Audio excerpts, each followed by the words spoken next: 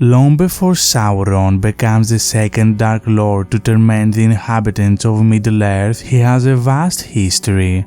A greatly gifted spirit, Sauron initially served as an apprentice of the Vala Aule when the world is young. In his beginning he was of the Maiar of Aule and he remained mighty in the lore of that people. During this period he is known as Mairon, which is Quenya for admirable. From Aule, the smith of the Valar, Sauron acquires much knowledge and becomes greatly skilled in crafting and smithing. However, Mairon is filled with a passion for order, and for this reason he is attracted to the will of the evil Vala Melkor and his power to effect his designs quickly and masterfully. So already from the days before days, during the spring of Arda, he is ensnared by Melkor. In Middle-earth he will become known as Gorthaur among the Sindar of Beleriand during the first age and as Sauron by others. Gorthaur is Sindarin for terrible dread and Sauron is Quenya for the abhorred. Possibly even before the awakening of the elves, Morgoth creates his second fortress Angband, which lies in Beleriand in the northwestern part of Middle-earth. Sauron is appointed by him as commander of this powerful fortress. And Melkor made also a fortress and armory not far from the northwestern source of the sea, to resist any assault that might come from Aman. That stronghold was commanded by Sauron, lieutenant of Melkor, and it was named Angband. One of its chief functions was not only to defend the western shores, but to shroud them. The prime function of originally volcanic Thangorodrim was to produce smokes, vapors, and darkness. All the northwest shores were covered. Sauron had a chief part in this. In 1050 of the Years of the Trees, the time of the awakening of the elves arrives, ushering in the beginning of the first age. The Valar decide to make war against Melkor in order to liberate them from his influence. So in 1090, the Valar arrive in Beleriand to storm Angband and to Tumno, the fortresses of their enemy. In the Battle of the Powers, which lasts roughly 10 Years of the Trees, Sauron, ordered by Melkor, makes a strong feint of resistance in Angband, while his master retreats and gathers nearly all his forces in Utumno.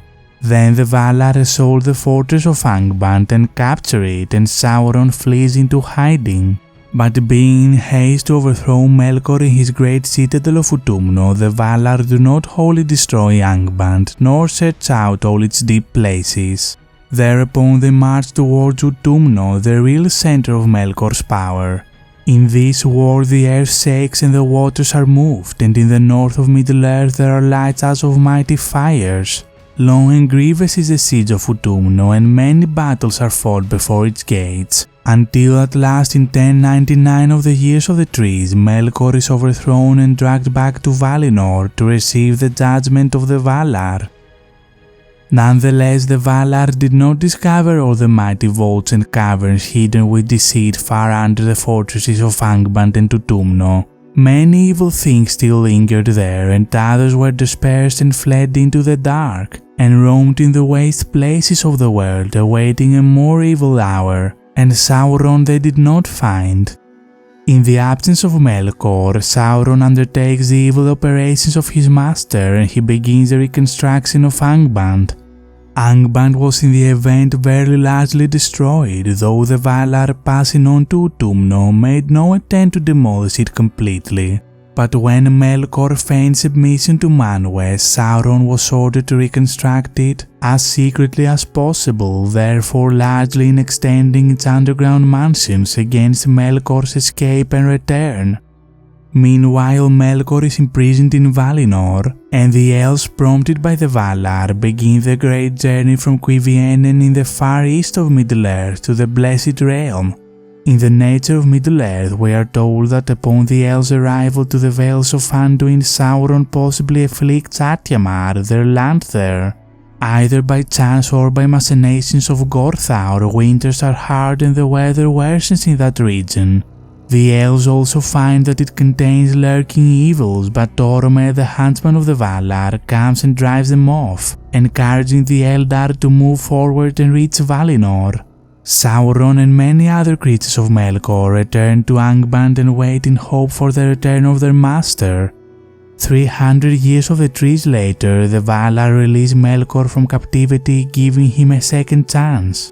But in 1495, Melkor, now as Morgoth, having destroyed the two trees of Valinor with the aid of the evil spirit Ungoliant, and having stolen the 3 Silmarils of Feanor, escapes and returns to Middle-earth. In his long absence, no fumes were produced in Angband. There were no more fumes until Melkor returned, but when he did in 1495, Angband was almost ready. Therefore, when he came back into Middle-earth, Melkor took up his abode in the endless dungeons of Angband, the Hells of Fire, and he made a great tunnel under them. Soon the sun rises for the first time, ushering in the awakening of men. Meanwhile, the elves, having left Valinor, reach Middle-earth to seek revenge from the Dark Lord. As Morgoth departs to corrupt the Atani to his will, Sauron is left again in command of Angband. But it was said afterwards among the Eldar that when men awoke in Hildorien at the rising of the sun, the spies of Morgoth were watchful, and tidings were soon brought to him. And this seemed to him so great a matter that secretly under shadow he himself departed from Angband and went forth into Middle-earth, leaving to Sauron the command of the war. In 60 of the first age, Finrod Felagund, the brother of Galadriel, builds the Tower of Minas Tirith on the island of Tol Sirion. This location will play an important role in Sauron's life during the first age. For the next 400 years, the elves managed to hold Morgoth and his servants under siege in Angband. In 455, however, Morgoth counterattacks in the Dagor Bragollach, the Battle of Sudden Flame. The Dark Lord sends forth great rivers of flame from the Thangorodrim, the 3 volcanic mountains near Angband, and they pour over all the plain of Ardgallen, turning it into Anfauglith, a charred desert. The mighty host of Morgoth breaks the siege of Angband and overcomes the defenses of the Noldor. When news of the ruin reaches the High King of the Noldor, Fingolfin, he gallops to Angband's gates and challenges Morgoth to single combat. Despite fighting bravely and dealing the Dark Lord wounds that would never be healed, the High King perishes outside of Angband. The fall of Fingolfin and the devastation caused by the Dagor Bragollach gives Sauron the opportunity to launch an attack on Tol Sirion, the aforementioned Tower of Finrod Felagund, whose governance he has by now bestowed upon Orodreth, his nephew. For nigh on 2 years after the Dagor Bragollach, the Noldor still defended the western pass about the sources of Sirion, for the power of Ulmo was in that water and Minas Tirith withstood the orcs. But at length, after the fall of Fingolfin, Sauron, greatest and most terrible of the servants of Morgoth, came against Orodreth, the warden of the tower upon Tol Sirion. Sauron was become now a sorcerer of dreadful power, master of shadows and of phantoms, foul in wisdom, cruel in strength, missaping what he touched, twisting what he ruled, lord of werewolves. His dominion was torment. He took Minas Tirith by assault, for a dark cloud of fear fell upon those that defended it, and Orodreth was driven out and fled to Nargothrond. Then Sauron made it into a watchtower for Morgoth, a stronghold of evil and a menace, and the fair isle of Tol Sirion became accursed, and it was called Tol in Gaurhoth, the Isle of Werewolves. No living creature could pass through that veil that Sauron did not espy from the tower where he sat.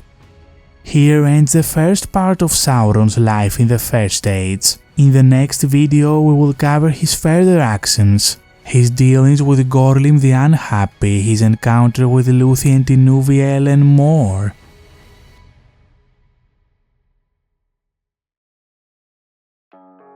Thank you so much for watching. We'll see you in the next one on the Homely House. Namarie.